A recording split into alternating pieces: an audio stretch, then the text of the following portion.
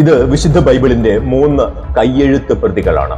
ധാരാളം ബൈബിൾ കയ്യെഴുത്ത് പ്രതികൾ പിറന്നു വീണ കൊറോണ കാലഘട്ടത്തിന്റെ ഒരു ബാക്കിപത്രമായി കരുതി ഈ സൃഷ്ടിക്ക് പിന്നിലെ കഥകൾ അവഗണിക്കരുതാരും. ഇതുവരെ പുറംലോകം അറിയാത്ത, തികച്ചും അവിശ്വസനീയമായി തോന്നാവുന്ന ഒരു കഥയുണ്ട് ഈ ബ്രഹ്മാണ്ഡ പുസ്തക സൃഷ്ടിക്ക് പിന്നിൽ. മലയാളത്തിലും ഇംഗ്ലീഷിലും ഹിന്ദിയിലും തയ്യാറാക്കപ്പെട്ട ഈ സമ്പൂർണ്ണ ബൈബിൾ കയ്യെഴുത്ത് പ്രതികൾ എഴുതി തയ്യാറാക്കിയത് ഒരൊറ്റ വ്യക്തിയാണ്. അതെ, ഒരേ ഒരാളുടെ നിശ്ചയദാർഢ്യമാണ് ഈ അത്ഭുത സൃഷ്ടിക്ക് പിന്നിൽ. ഇതിന്റെ സൃഷ്ടാവ് ഒരു ബഹുഭാഷാ വിദഗ്ധനല്ല, ഒരു ബൈബിൾ പണ്ഡിതനല്ല, ഒരു സുവിശേഷ പ്രഘോഷകനല്ല. അവർ ഇത് ചെയ്തത് പ്രശസ്തി മോഹിച്ചല്ല, പണം ആഗ്രഹിച്ചല്ല, അംഗീകാരം കൊതിച്ചല്ല. ബ്രഹ്മാണ്ഡമായ ഈ പവിത്ര ഉദ്യമത്തിന്റെ പിന്നിലുള്ള വ്യക്തി ആരാണ്? ലോക റെക്കോർഡ് ബുക്കുകളിൽ ഇടം പിടിക്കാൻ ഇടയുള്ള ഈ സാഹസിക ഉദ്യമത്തിന്റെ അതിസാഹസിക കഥകളാണ് പോസിറ്റീവ് സ്റ്റോക്കിന്റെ 106ാം എപ്പിസോഡിൽ. ഒരു ഡൽഹി യാത്രയ്ക്കിടയിൽ വളരെ യാദൃശ്ചികമായിട്ടാണ് ഡൽഹി ഹരിനഗറിലുള്ള സെന്റ് ചാവറ കുര്യാക്കോസ് ഏലിയാസ് ഇടവക ദേവാലയ ആൾത്താരിൽ 2 ബൈബിൾ കയ്യെഴുത്ത് പ്രതികൾ പ്രതിഷ്ഠിച്ചിരിക്കുന്നത് കാണുവാനിടയായത്. രാജ്യതലസ്ഥാനത്തെ ഒരു ഇടവക പള്ളിയിൽ കാണപ്പെട്ട സമ്പൂർണ്ണ ബൈബിളിന്റെ ഇംഗ്ലീഷിലും മലയാളത്തിലുമുള്ള ഈ കയ്യെഴുത്ത് പ്രതികളിൽ കൗതുകം തോന്നി ഇടവക വികാരി ഫാദർ തോമസ് കൊള്ളിക്കളവിലിനോട് ഇതിന്റെ സൃഷ്ടാവിനെ കുറിച്ച് അന്വേഷിച്ചപ്പോൾ ഒന്ന് ഞെട്ടി. അത് ഒരു വീട്ടമ്മയാണ്. സാധാരണക്കാരിൽ സാധാരണക്കാരിയായ ഒരു വീട്ടമ്മ. പകലന്തിയോളം ദീർഘിക്കുന്ന ഓഫീസ് ജോലികൾ കഴിഞ്ഞ് വീട്ടിലെത്തി വീട്ടുജോലികളും ചെയ്ത് ബാക്കി വരുന്ന സമയം കൊണ്ട് അവർ ഒറ്റയ്ക്ക് എഴുതി തീർത്തതാണ് ഈ കയ്യെഴുത്ത് പ്രതികൾ. മറിയം ജോസഫ് എന്ന ആ വീട്ടമ്മ കഴിഞ്ഞ 25 വർഷങ്ങളായി 100ഓളം ജോലിക്കാരുള്ള ഡൽഹിയിലെ ഒരു പ്രിന്റിംഗ് പ്രസിന്റെ മേൽനോട്ടക്കാരിയും നടത്തിപ്പുകാരിയും കൂടിയാണ്.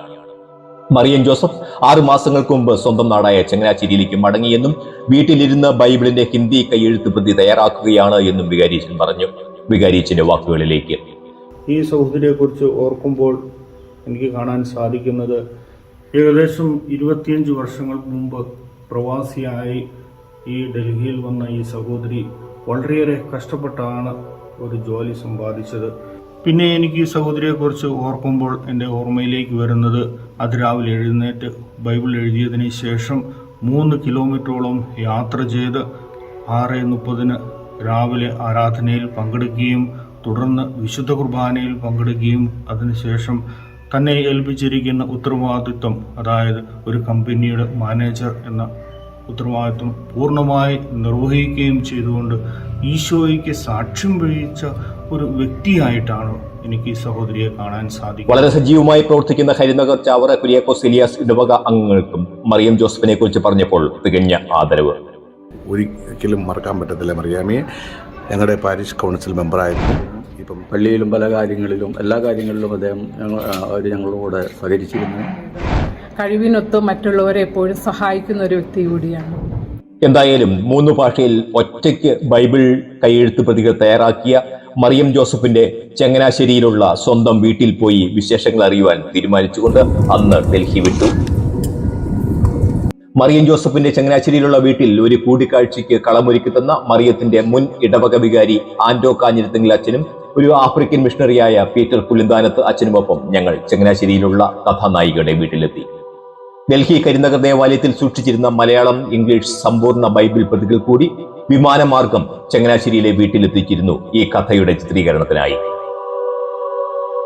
ക്യാമറയ്ക്ക് മുമ്പിൽ വരുവാൻ മറിയം മടിച്ചുവെങ്കിലും ഒടുവിൽ ഞങ്ങളുടെ സ്നേഹപൂർവ്വമായ നിർബന്ധത്തിന് വഴങ്ങി എഴുത്തിനു പിന്നിലുള്ള വെല്ലുവിളികളെക്കുറിച്ചും വേദനകളെക്കുറിച്ചും മറിയം സംസാരിച്ചു തുടങ്ങി. വെളുപ്പിന് ഒരു 3 മണി തൊട്ട് 5:30 വരെ എഴുതും. 5:30 വരെ എഴുതിയിട്ട് പിന്നെ 5:45 ഒരുങ്ങി പള്ളിയിൽ പോകും. പള്ളിയിൽ പോയിട്ട് പിന്നെ വീട്ടിൽ വന്നു എല്ലാ കാര്യങ്ങളും ചെയ്തിട്ട് പെട്ടെന്ന് ഓഫീസിൽ പോകും. വൈകുന്നേരം ഒരു 10 മണി തൊട്ട് ഒരു 11:30 വരെ എഴുതും. യേശയ്യായുടെ പുസ്തകം 45 അധ്യായം ഒരു 50-55 വരെയുള്ള ഭാഗങ്ങൾ എഴുതിയപ്പം ഒരു ദിവസം എൻ്റെ കൈ പെട്ടെന്ന് അങ്ങ് മുറിഞ്ഞു പോകുന്ന പോലെ എനിക്ക് തോന്നി. എൻ്റെ വിചാരം മുഴുവനും എൻ്റെ കൈ പിച്ചാത്തിയായിരിക്കുന്നെന്നാ. ഞാൻ പെട്ടെന്ന് ഇങ്ങനെ പിടിച്ചേക്കും. എനിക്ക് നോക്കാൻ പേടി, കൈ മുറിഞ്ഞു കിടക്കുക ഒരു പേടി, പെട്ടെന്നൊരു ഇതാ. 2019 എഴുതുവാൻ ആരംഭിച്ച മലയാളം കൃതി പൂർത്തിയാക്കുവാൻ 8 മാസവും 110 പേന റീഫില്ലുകളും ആവശ്യമായി വന്നു. 2020 ഓഗസ്റ്റിൽ ആരംഭിച്ച ഇംഗ്ലീഷ് പകർത്തെഴുത്ത് പൂർത്തിയാക്കുവാൻ 10 മാസവും 100ഓളം പേന റീഫില്ലുകളും ഉപയോഗിച്ചു. 2021 ഓഗസ്റ്റിൽ ആരംഭിച്ച ഹിന്ദി കയ്യെഴുത്ത് പ്രതി പൂർത്തിയാക്കുവാൻ ആവശ്യമായത് 12 മാസവും 85 റീഫില്ലുകളും. രചനാ കാലഘട്ടത്തിൽ നേരിട്ട പരിഹാസങ്ങളെക്കുറിച്ചും മറിയം പറഞ്ഞു. വട്ടാന്നുള്ളവർ പറഞ്ഞിട്ടുള്ളവരുണ്ട്, എല്ലാവരെയും പ്രീതിപ്പെടുത്താനാ, സന്തോഷിപ്പിക്കാനാന്നൊക്കെ പറഞ്ഞ് പുച്ഛിച്ചതുണ്ട്. ഒത്തിരി ഒന്നല്ല, ഒരുപാട് പേര്. അപ്പോൾ അത്തരത്തിലുള്ള പരിഹാസങ്ങളെയൊക്കെ എങ്ങനെയാണ് അതിജീവിച്ചത്? ഞാൻ പറഞ്ഞില്ല, എനിക്ക് ആരാധന, കുർബാന, ഈ 2 കാര്യങ്ങൾ എന്നെ എപ്പോഴും വഴി നടത്തിയിട്ടുണ്ട്. ഇത് മറിയത്തിന്റെ കുടുംബം. ഭർത്താവ് മോൻസ്, ഏകമകൻ ക്രിസ്റ്റി. എഴുത്തിന്റെ കാലഘട്ടത്തിൽ ഒരിക്കലും ഒരു കുടുംബിനിയുടെ ഉത്തരവാദിത്വത്തിൽ നിന്നും ഒരു വീഴ്ചയും മറിയം വരുത്തിയിട്ടില്ല എന്ന് അഭിമാനത്തോടെ ഭർത്താവ് മോൻസ് സാക്ഷ്യപ്പെടുത്തി. എഴുത്തിന്റെ കാലഘട്ടം മറിയത്തിന് ഏറെ അനുഗ്രഹങ്ങളുടെ കാലമായിരുന്നു. അനുഗ്രഹം എനിക്ക് ഒരുപാട് കിട്ടിയായിരുന്നു. അതായത് പറയാൻ പറ്റത്തില്ല, എല്ലാവരിൽ നിന്നും ഒത്തിരി അനുഗ്രഹങ്ങൾ കിട്ടിയായിരുന്നു. ഞാൻ എന്ത് കാര്യം ഉദ്ദേശിച്ചാലും അതെനിക്ക് സാധിച്ചു കിട്ടുമായിരുന്നു. ഞാൻ ഉദ്ദേശിക്കാത്ത കാര്യങ്ങൾ പോലും എനിക്ക് സാധിച്ചു കിട്ടുമായിരുന്നു. ഇനി ഈ മഹാ ഉദ്യമത്തിന് മുഴുവൻ പിന്തുണയും പ്രോത്സാഹനവും കൊടുത്ത് ഒപ്പം നിന്ന അന്നത്തെ പള്ളി വികാരി ഫാദർ ആന്റോ കാഞ്ഞിരത്തിങ്കൽ അച്ഛനും മറിയത്തെക്കുറിച്ച് പറയുമ്പോൾ തികഞ്ഞ അഭിമാനമാണ്. മറിയത്തിന്റെ ആത്മീയ പിതാവ് എന്ന നിലയിൽ എനിക്ക് ഒത്തിരിയേറെ സന്തോഷമുണ്ട്. പ്രത്യേകിച്ച് ലോകത്തിന്, കുഞ്ഞുങ്ങൾക്കൊക്കെ ഇത് വലിയൊരു ഇൻസ്പിറേഷൻ ആയിട്ടാണ് ഞാനിപ്പോൾ ഇതിനും കരുതുന്നത്. ഈ കൊറോണ കാലഘട്ടത്തില് കുറേയേറെ പേര് വിശുദ്ധ ഗ്രന്ഥം എഴുതുവാനായിട്ട് പരിശ്രമിക്കുകയും പൂർത്തിയാക്കുകയും ചെയ്തതായിട്ട് പല വീഡിയോകളിലൂടെയും മറ്റും പലരും പറഞ്ഞറിഞ്ഞിട്ടുണ്ട്. അപ്പോൾ കൊറോണ കാലഘട്ടത്തിന് മുമ്പ് തന്നെ മലയാളത്തില് വിശുദ്ധ ഗ്രന്ഥം പൂർത്തീകരിക്കുകയും കൊറോണ കാലഘട്ടത്തിലെ ഇംഗ്ലീഷ് ഗ്രന്ഥം സ്വന്തം കൈപ്പിടുതിയിൽ വിശുദ്ധ ഗ്രന്ഥം എഴുതുകയും കൊറോണയ്ക്ക് ശേഷം ഹിന്ദിയിൽ വിശുദ്ധ ഗ്രന്ഥം സ്വന്തം കൈപ്പിടി കൊണ്ട് എഴുതുക എന്നുള്ളത് തീർച്ചയായിട്ടും ഒരു വളരെ പ്രചോദനാത്മകമാണ്. ഇങ്ങനെ കംപ്ലീറ്റ് എന്നുള്ളൊരു ഇതുണ്ടായിരുന്നില്ല. എന്നാൽ ഓരോ വിശുദ്ധ ഗ്രന്ഥം എഴുതുമ്പോഴും കൂടുതൽ തീഷ്ണതയോടുകൂടിയാണ് മറിയം ഓരോ ലാംഗ്വേജിലും വിശുദ്ധ ഗ്രന്ഥം എഴുതാനായിട്ട് ആരംഭിച്ചത്. ഈ ബൈബിള് 3 ഭാഷയിലും എഴുതിയപ്പോഴും ഞാൻ ഓരോ പ്രാവശ്യം ദേവാലയത്തിൽ പറഞ്ഞത്, ഇതൊരു പക്ഷെ നമുക്ക് എല്ലാവർക്കും എഴുതാൻ സാധിക്കില്ല, പക്ഷെ ഇത്തരത്തിലുള്ള സംഭവങ്ങള് ഒരാവർത്തിയെങ്കിലും ബൈബിൾ വായിക്കുവാനായിട്ട് നമ്മൾക്ക് പ്രചോദനമാകും. കാരണം ഞാൻ ഹരിനഗർ വിശുദ്ധ ചാർപിതാവിന്റെ ഇടവകയിലായിരുന്നപ്പോൾ ഇടവകയിൽ ദേവാലയം സന്ദർശിക്കാൻ വന്നവരുടെ എല്ലാവരുടെയും പ്രധാന ആകർഷണങ്ങൾ ഒന്നായിരുന്നു ഈ 2 ഭാഷയിൽ, മലയാളത്തിലും ഇംഗ്ലീഷിലും എഴുതിയ വിശുദ്ധ ഗ്രന്ഥം. അത് മറിച്ച് അതിന്റെ താളുകൾ മറിച്ചു നോക്കുന്നവരെല്ലാം അത്ഭുതത്തോടു കൂടിയാണ് അതിനെ സാക്ഷ്യം വഹിച്ചത്. എന്നെ അത്ഭുതപ്പെടുത്തിയത്,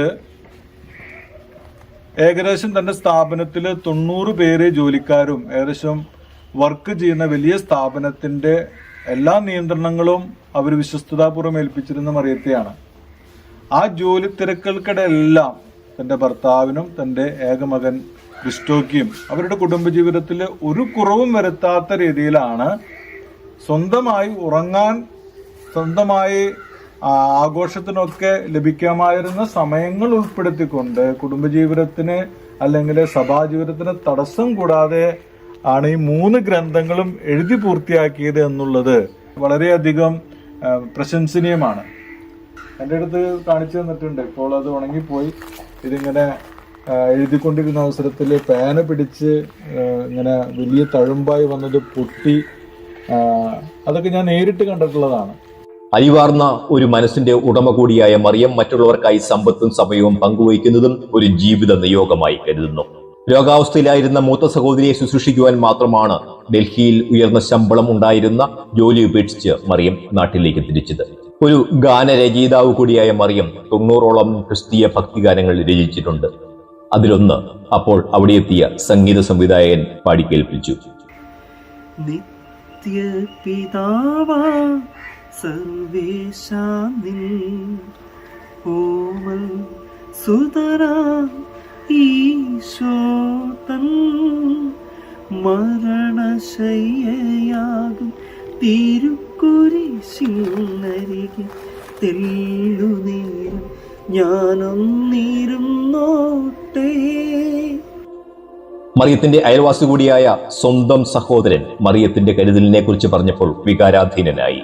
എൻ്റെ പെങ്ങളാണ് എൻ്റെ കുടുംബത്തിലെ ഒരൈശ്വര്യം. മൊത്തത്തിൽ പറഞ്ഞാൽ എൻ്റെ സഹായി. വേറെ ആരെ കൊണ്ട് ഞാൻ ഹോസ്പിറ്റലിൽ കിടക്കുക. കന്നുകാലിക്ക് വെള്ളം കൊടുക്കാനോ തീറ്റ കൊടുക്കാനോ ആരാ വെള്ളം പുല്ല് പറിക്കണം എല്ലാം. ചിത്രീകരണത്തിനിടയിൽ മറിയത്തിന്റെ കുടുംബക്കാരായ ഈ കുസൃതി കുട്ടികൾ കൂടി ഓടിയെത്തി ഞങ്ങളെ കൂടെ ക്യാമറയിൽ പിടിക്കണം എന്ന് പറഞ്ഞുകൊണ്ട്. ഈ കുരുന്നുകൾക്കും ഏറെ ബൈബിൾ വാക്യങ്ങൾ മനഃപ്പാഠമാണ്. മറിയം ഇത്രയും കൊണ്ടും നിർത്തുവാൻ ഒരുക്കമല്ല. പഞ്ചാബി ഭാഷ പഠിച്ച് പഞ്ചാബി ഭാഷയിൽ സമ്പൂർണ്ണ ബൈബിളിന്റെ കയ്യെഴുത്ത് പ്രതി തയ്യാറാക്കണം എന്ന സ്വപ്നം കൂടി ബാക്കിയാകുന്നു മറിയത്തിന്റെ മനസ്സിൽ. 3 ആവർത്തി സമ്പൂർണ്ണ ബൈബിൾ പകർത്തി എഴുതിയ കൈകളാണിത്. ദൈവം തൊട്ട് അനുഗ്രഹിച്ച വിരലുകൾ.